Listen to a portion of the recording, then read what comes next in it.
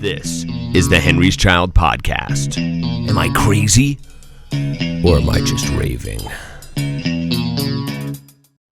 Hey fellow humans, welcome to episode 72 of the Am I Crazy or Am I Just Raving podcast.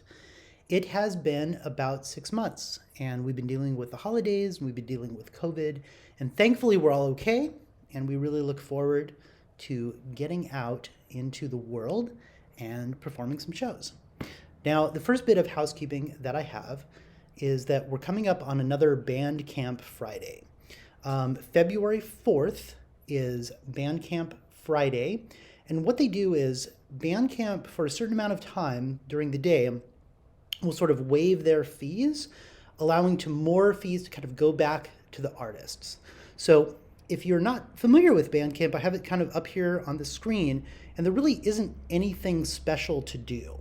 But if you've been waiting to get that, that digital copy of Clearly Confused or a physical copy of I Have Become, head over to Bandcamp on Friday, February 4th, and most of the fees will be waived and passed along to the artist. So really, if you just go to the URL HenrysChild.bandcamp.com, it lands kind of on the latest recording where you can buy the digital album. But if you go over here to merch, this is kind of where you can, buy all the stuff. And we do actually still have both women's and men's shirts available. So those were left over from Winnemucca, which is our last show. We'll talk about shows in just a second. But here's where you kind of get everything. Just put it in your cart. And when you cash it out, Bandcamp does the rest. But it's just a way that Bandcamp is kind of giving back to artists during the pandemic times and the lack of performing. But the big news is that we've got our first show since Winnemucca. And it's going to be in Roseburg at a venue called Rio. It's very old school. And what I mean by that is it's literally $5 at the door, 21 and over. It's almost kind of like old school John Henry's days, but we're going to talk about John Henry's in just a second. And here is the poster that Rich made for the show. It's so awesome it didn't load correctly the first time. There you go. No, Rich did actually a really great job, and I'm really excited to be sharing this with you. I won't point out some of the very cool details about the poster because I'll let you kind of check that out on your own. If you're interested, reach out to me and I'll send you this URL. We have both a print and a web version that's ready to go. And this event is going to be created by the owner of the club this Friday. So by the time you're hearing this, likely there will be the event created.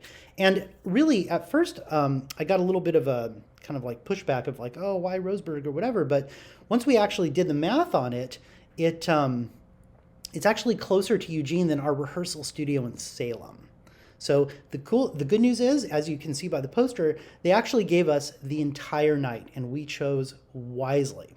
So 7 Second Circle is opening the show, and for that opening, we're actually going to be doing the entire Longitude EP in its entirety, which is going to be very cool. We have not done that yet. We also have the live tracks, so it's going to be very, very close to the record. It's a monumental thing that we've done, and really it was a combination of kind of finding the original files and that sort of thing and cleaning them up, and then Toby doing a bunch of work to kind of coordinate that with the in-ear monitors. So it's going to be very, very cool. And if you have not heard us play with these tracks, it's going to blow your mind. It's really awesome. So 7 Second Circle opening the show. In the middle, we have Minor Anomaly. And these guys have been on my radar for a while, especially because they released a record in 2021 that is really rocking. It's very cool. In fact, it's actually been a goal of mine to get Zach on the podcast because it's kind of one thing to have like Facebook make some suggestions of friends, and then other people kind of in the background, mention Zach Rowe, and then we play the benefit for his brother and that sort of thing. But to see the same circles of people where it's like there's 50 mutual, friends or whatever that's a big deal. So, it's going to be cool to get them on the podcast. I'm actually thinking about having Rich do it because Rich has actually jammed with Zach in the past. And so we're kind of just waiting for the right time to get that going. Obviously, we're going to do it before the show so that we can play you some minor Anomaly and all of that, getting it all in a row. And of course, obviously, Henry's Child's going to headline it for probably an hour and a half. They say it's from 9 to midnight, but we'll probably go over a little bit. And Rio does not actually have a sound person. So they have a bunch of gear, and they sort of reset it at the end of the night, but it's really going to be up to the bands to run it. So if you know anybody that runs sound and would be willing to kind of come down and do it for cheap, we would love to invite them. And it doesn't even have to be cheap. I mean, it would be 3 bands, and we can do it ourselves, but it's obviously easier to have somebody else do it. I'll just leave it at that. Okay, the next item of business is that over the last couple months, I've actually created a couple NFTs. And I've done this, one for each band. And they're both available on OpenSea.io, as you would expect. And I write to the Ethereum blockchain. And I don't know, part of it was just kind of less about creating it and more about just being able to get sort of the technical stuff figured out. How do I write to the blockchain? How do I offer it up in this marketplace or whatever? And I've actually even come up with a title for it. It's still called Untitled Collection 2366 71 66, which is cool in and of itself, but I should probably come up with something a little more clever than that. But there's 2 in there. There's the Henry's Child canvas for Stars in Your Eyes. And what this is the Spotify canvas. So if you've ever gone to Spotify and had certain songs come up, they will run a video in the background, and it's a promotional thing. It's a way to kind of accentuate a single, things like that. It's not super cost prohibitive, but figuring out how to do it was just half the battle for me. So what I did here was for Stars in Your Eyes, for the song Stars in Your Eyes. So if you go to Spotify, go to the I Have Become record, this will show up when you're watching Stars in Your Eyes.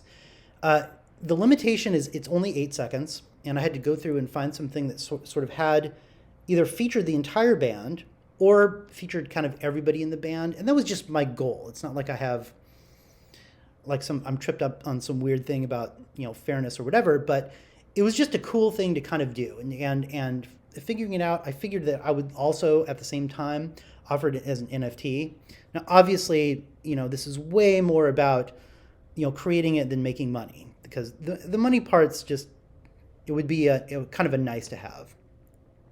But the other one that I figured out is I started figuring out a little bit of animation. So I did this hand-drawn lyric one that I ended up pushing out just a couple weeks ago. So, it's cool stuff. It's fun. I mean, if you're interested in how I did it or, slicing it up, I mean, there's 7 ways from Sunday that you can actually go about and, figure this out. So anyway, just putting up a little awareness around that. And then, this is really interesting because the other day somebody posted something on Facebook that was about the possibility of a new John Henry's opening. And so my poor searching skills here, but I'm on Reddit, and then Rich sent me this URL overnight, like last night. And, John Henry's LLC, it looks like it's going to be a real thing. Then in the comments, somebody had mentioned Henry's Child, so I'm just going to, obviously I'm logged in as Henry's Child, so it's picking up on that. Okay, so let's go and find it.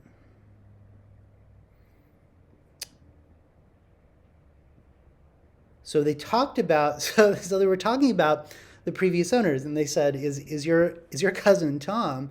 John was my uncle. He says, Al, okay, so your cousin ruled. I saw Henry's Child there a bunch of times. And it's true, dude, we played John Henry's all the time. It's super crazy stuff.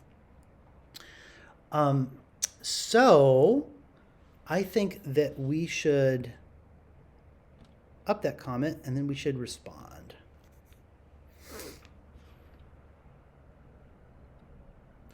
Your cousin ruled. I saw Henry's Child a bunch of times. Yes, John Henry's and Henry's Child was a good combination. We love to perform at the new John Henry's. And sorry, I'm doing this on the fly, and this is actually on a stand. So I noticed that the stand was moving. So hopefully the video didn't get too screwed up with it. But we'll just reply to that, and we'll kind of throw those feelers out and see what we can come up with. I think that that's all that I've got today. We're resuming rehearsal this Sunday, getting back and getting ready for the April show. 7 Second Circle has an additional show coming up at Sam Bond's. I'll send out an email with a little more information about that. As always, if you aren't on our newsletter list, I would suggest that you go there and sign up. By doing that, you just go to HenrysChild.com, and underneath that little section there that says free music, just enter in your first name and your email address and hit the download button. And I think that will put you, I think that's it. Okay, there you go. Hopefully you enjoyed this podcast. It was okay if you seen my face during this whole thing. And that wraps episode 72. Take care of yourself, be safe, and be well, fellow humans. See you soon. It came out my mouth.